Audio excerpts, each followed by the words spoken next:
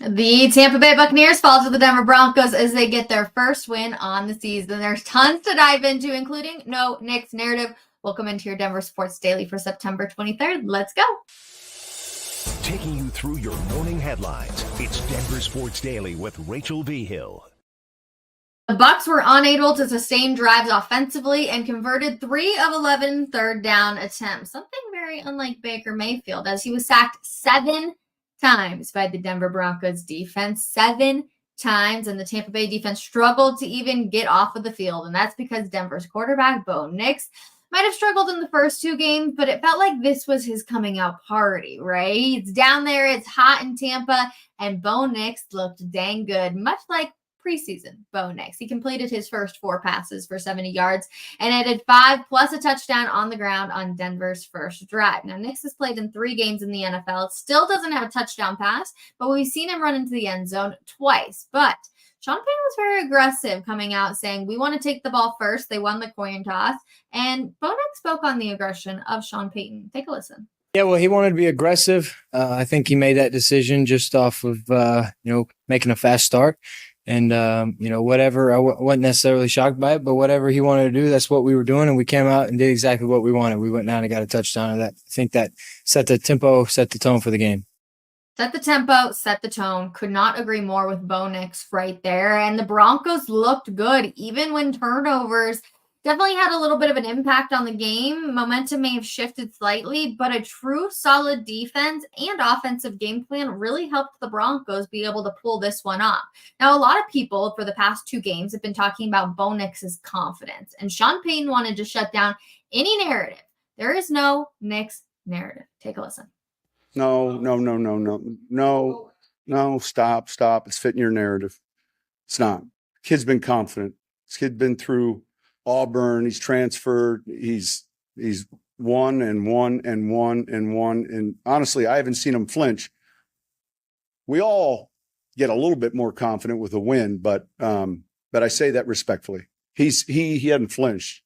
And I think that we had a good plan. The players did a good job. And then certainly he had more fun than he did in prior weeks. He did have more fun. You could see it out there. You could see how everybody was rallying behind them. And you really got to give it to Sean Payton because he put together one heck of a game plan for this entire team, especially on the offensive side of things. Really, if you're a Broncos fan, you couldn't ask for more because you see the full potential of Bo Nix. And it's nice that he doesn't flinch. And they knew that things weren't going well for the past 2 weeks. And we really saw it shine. And I mean, you guys, it's only 3 games in. So where does the season end? We didn't see any turnovers from Bo Nix, which was great. No interceptions, no fumbles. And we hardly even saw him get touched. He's got the legs on the guy. Like, you have to give it to him. One of his runs was absolutely incredible and something we haven't been able to see here in the Mile High City. But Bo Nix seems to be doing a little bit better than even a majority of the running backs when it comes to the run, which isn't something we want to see. But one of the major questions that we are going to answer today on Coffee Break is going to be about Javonte Williams, and has his time as the starter slowly come to an end. But Jaleel McLaughlin has definitely started to shine. That's one thing we cannot disagree on, is the fact that he really is popping off. And there was one play in particular where he ends up juking out a defender, able to run it into the end zone. And he spoke on the play after the game, and he said he just knew he had to find a way into the end zone. Take a listen. Oh, man, it was, like I said, I mean, I know I was going to probably be in a one-on-one situation, and, I said I got to win this no matter what. That's a defensive end, but, he's a great player as well. No disrespect to him, but, I got to win in those situations to help this team win. So that's what I did. Like I said, we will be talking about if Javonte Williams should be behind McLaughlin. We've also got to talk about a guy whose name we have been mispronouncing, and we owe him a serious apology. All right, so we need to clear the air. On the left is Tyler Beatty. That's how we thought that his name was pronounced. That was listed as the pronunciation guide distributed in week 2. But on the right side is the pronunciation guide on the Broncos media site, which was changed in week 3, reflecting the recent changes, which he notified the club of its bidet. So I think it's like bidet, like what we see all over Europe. I guess I won't just sit there and call it what we call it here in the States, but what we see all over Europe. So Tyler Bidet, not Beatty. So should he get more carries too? It's going to be a really good conversation. And it's Maryland Monday. So make sure you tune in and hang out for that one. But yeah, it's Javonte Williams' time with this Denver Broncos team come to an end. Let me know who you would think to see. Is Javonte done in your books, or do you want to see a few more games to see if we can finally get him back in rhythm? Let me know so we can talk about it at 12 p.m. today. Now, we do have to talk about a team that's in a bit of a pickle, essentially.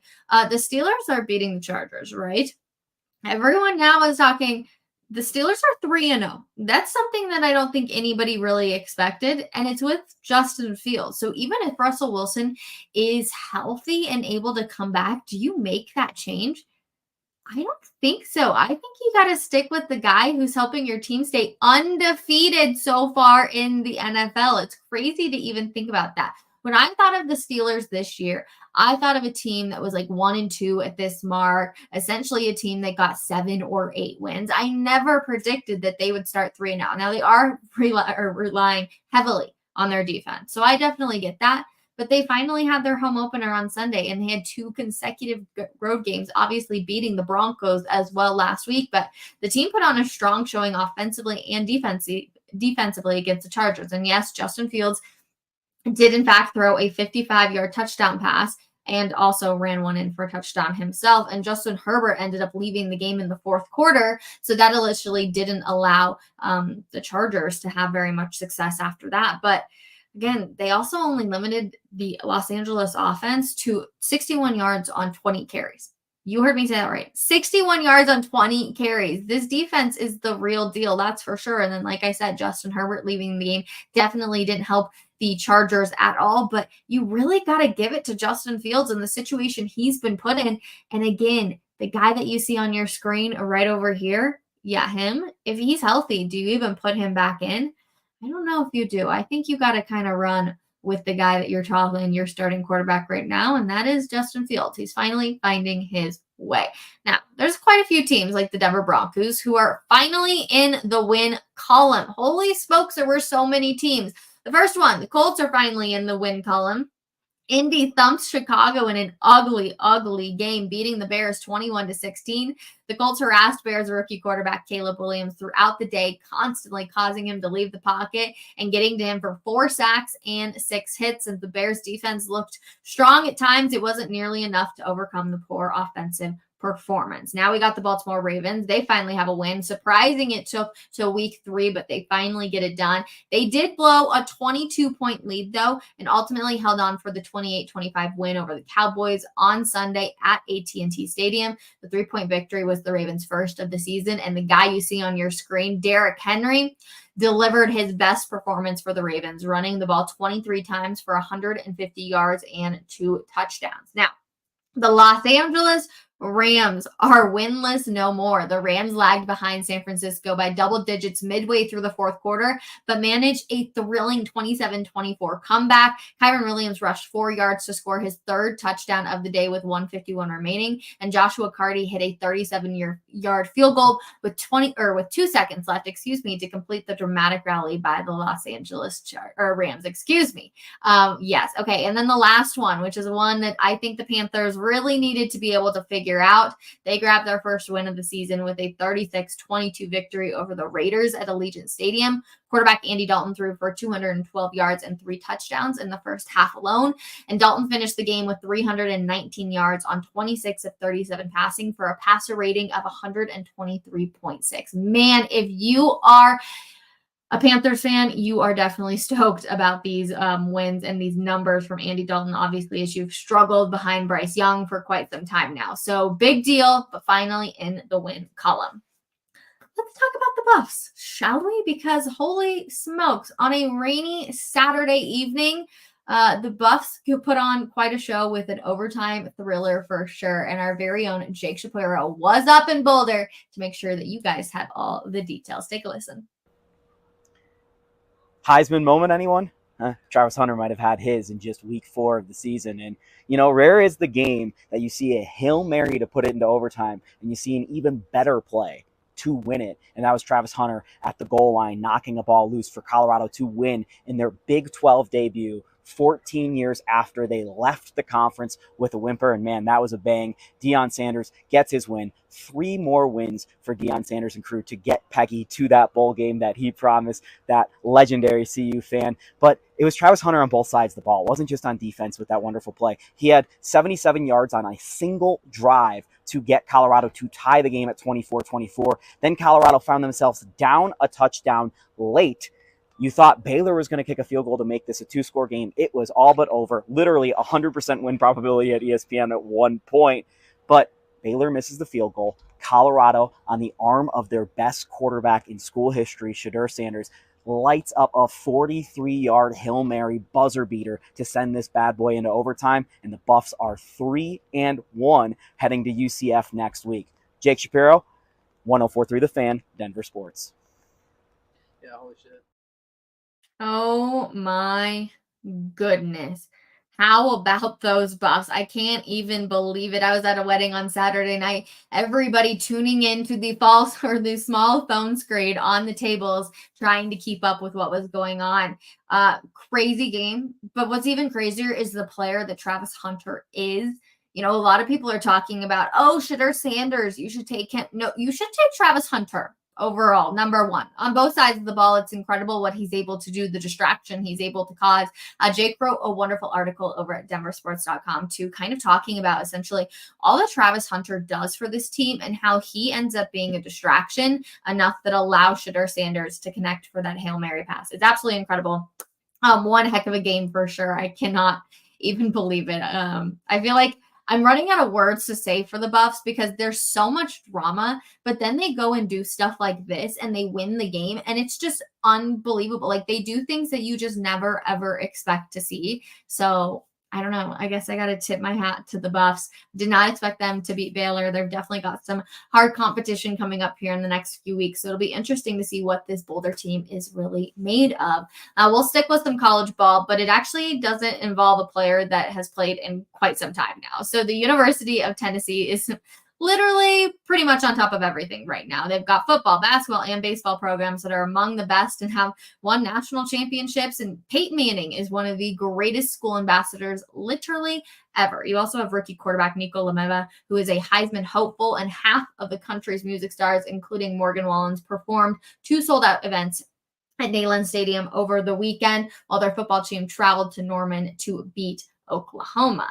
Now, Peyton Manning, the coolest dude pretty much ever, rolls out in a full Tennessee uniform, which has got to be a minute since he put that on for the Morgan Wallen show to do this walkout. If you've never been to a Morgan Wallen show, they always do this. They've got some cool people who do it all the time. They walk out with him as he heads to the stage, but pretty much you can't ask for anything better. And the fact that Peyton put on an entire uniform to do this walk just makes me laugh. I couldn't help but take a giggle at just Peyton's dedication to Tennessee after all of these years, showing his level of love for his former college team, and let alone jumping at every opportunity to support them. It was funny because I actually went to the Morgan Wallen show when he was back in Denver over the summer. And I remember saying, I wonder if Peyton Manning is going to walk out with him. Well, now I see why. Well, because he was going to do it at Tennessee as he wears his old uniform. And look at him put on the helmet here. It's honestly just way, way too good. You got to love P. Manning. He definitely always can provide a smile on everybody's face too. So it was a really, really cool opportunity right there. All right, you guys. That is going to do it for our Denver Sports Daily. Of course, we got to get to a few of your guys' comments. My favorite part of every single show. First one I see is actually about my personal life, so thank you. And said, hope it didn't rain at the wedding. It in fact did rain at the wedding on Saturday that I went to. It was absolutely beautiful though, regardless. And we did sit outside and we just dealt with the rain because the views were that good. I was wearing like a poncho. Essentially, we were soaking wet, but it was also one of those memories where you're like, you know what? We will forever remember this wedding because here we are sitting in the rain. So absolutely beautiful. The bride and groom did such a great job with the whole thing. So I'm excited for them. And it's even crazier, you guys, because my wedding is next. I cannot even believe that. Like I'm saying that. That's so crazy to me. Okay. During the first 2 games, I fell asleep in the third quarter. Not yesterday. What a game. So much fun. I love that they came out aggressive. I think that was the difference, to be honest. I thought it was really strange that they ended up winning the coin toss and deciding to take the ball instead of deferring it to the second half. But I can see why. you kind of almost caught Tampa a little bit off guard of like, all right, like we can ball, like let's see what you got. And I loved that they used the height of Cortland Sutton of the wide receivers in order to be able to pull off this win. So great game plan. Absolutely loved it. I love how everyone's saying Batty, Bidet, all of that stuff. Tomato, tomato, potato, potato. I love that. So funny, you guys. Dun, dun, dun, dun. Dun, dun, dun. Let's see. Momentum, keep it going. Hunter cleared out, opened up the Hail Mary. Yeah. You guys, Travis Hunter's just like, first of all, such a cool guy in general, but it's crazy the fact that I don't know, but he plays both sides of the ball and he has an impact on both sides of the ball. It's not like he's just out there for offensively or defensively. Like he plays such a big part of the entire thing. One thing I did notice about Travis Hunter, and this was at the Rocky Mountain Showdown, is I don't want to call it special treatment because I don't know like if everyone else is told that they can't do it, but essentially everybody else is in their warmups. Travis Hunter, Shedeur, they were just wearing like whatever the heck they wanted. And I found that to be really fascinating because again, I don't know if they're told like, you got to wear this, you got to wear this. I don't know how the program works up there.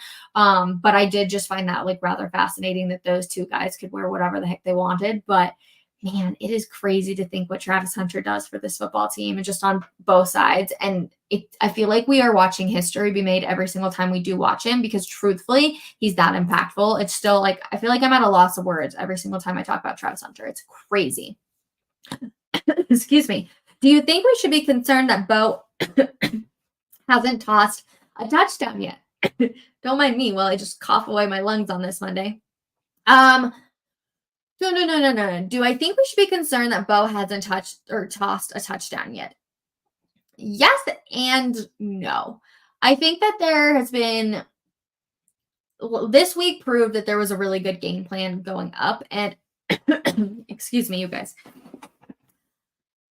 I want to say that I'm not really concerned, right? Because they're figuring out ways to still score, at least this week. I feel like you got to kind of toss out what we saw the last 2 weeks until it becomes relevant again. So this week against the Jets is going to be massive for this Denver Broncos team. Of course, we want to see them be able to. And I don't know if Jaden Daniels scored a touchdown this week or not. I didn't pay attention to that stat line, but I just feel like it's really hard to come by. We saw Bo connect on some really nice throws, some really deep balls as well. It felt like that they were able to be impactful all across the field this week, which we've obviously been different from weeks past. So while it hasn't been a touchdown, I'm not too worried about it. Now, if we get into week 5 or week 6 and we haven't seen a touchdown pass make it into the end zone, then I'm probably going to be a little bit more concerned. But considering that this was the best game that we've seen out of the Broncos thus far, I'll take it. Again, Bo had more yardage, I believe, in the first drive than he did the entire first half of the past 2 games. So that tells you already enough how badly they struggled and they didn't get really close to the end zone. So I'll take it. I'll take it this week, but I'll tell you. Oh yeah, Jaden does play tonight, huh? Duh. Commanders, Bengals. What a great game also. So excited for that one. So yeah, I would just say that. But Bo is playing better than Caleb. Totally agree. He's a rookie in Sean Payton's offense. Yes.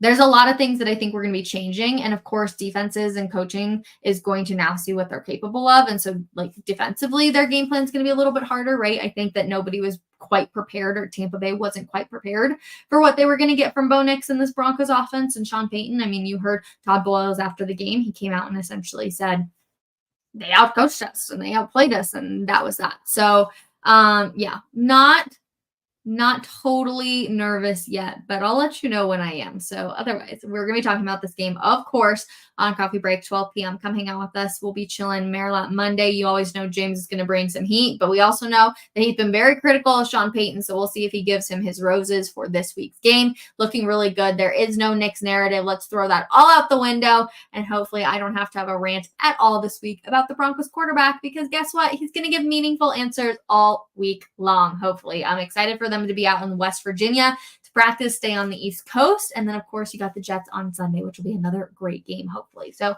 I appreciate you guys so much for hanging out with me for just a little bit of time on this Monday. Before I lose along, I'm going to let you guys go, and we'll see you at 12 o'clock. Bye, everybody.